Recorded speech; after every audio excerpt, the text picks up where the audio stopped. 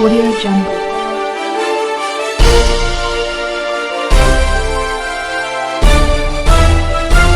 Audio Jungle.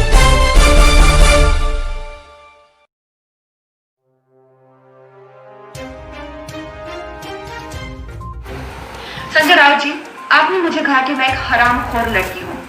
आप एक सरकारी मुलाजिम, एक मंत्री, आप तो जानते ही होंगे कि इस देश में हर दिन नहीं, हर घंटे कितनी लड़कियों के बलात्कार हो रहे हैं, कितनी लड़कियों का शोषण किया जा रहा है, उनकी बॉडीज काट के ऐसी डाल के फेंक दी जा रही है, उनकी काम की जगहों पे उनको गालियां दी जा रही है, उनका अपमान किया जा रहा है, उनके खुद के पति उनके कान, नाक, मुंह, कान, जबड़े तोड़ रहे हैं। और आपको पता है इसका जिम्मेदार कौन है? इसका जिम्मेदार है ये जो मानसिकता आपने, जिसका भौंडा प्रदर्शन पूरे समाज के सामने, पूरे देश के सामने किया है। कंगना रनौत ने रविवार को 1 मिनट 45 सेकंड का वीडियो जारी किया।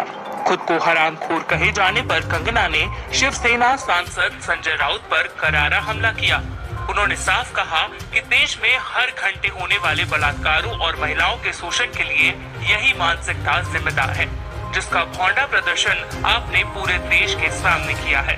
दरअसल कंगना ने एक ट्वीट में मुंबई की तुलना पीओके से की थी।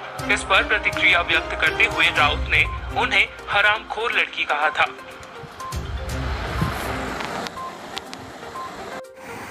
संजय राउत जी, आपने मुझे कहा कि मैं एक हरामखोर लड़की हूँ।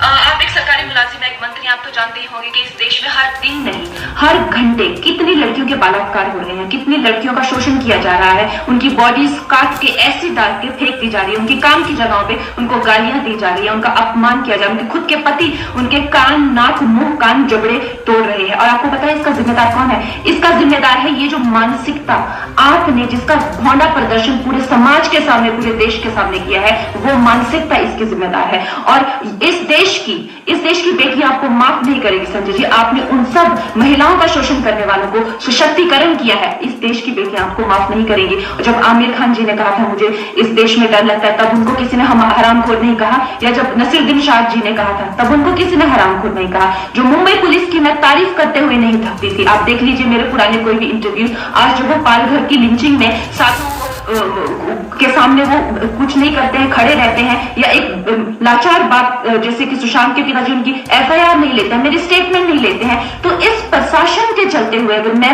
उनकी निंदा करती हूँ, ये मेरी अभिव्यक्ति की आजादी है, मैं उनकी निंदा करती हूँ। संजय जी, मैं आपकी निंदा करती हूँ, आप महाराष्ट्र नहीं है, आप ये नहीं कह सकते कि मैंने महाराष्ट्र की निंदा की। और संजय जी, मैं 9 सितंबर को आ रही हूँ, आपके लोग कह रहे हैं कि आप लोग मेरा जबड़ा तोड़ देंगे, आप लोग मुझे मार डालेंगे। आप लोग मुझे मारिए, क्यों?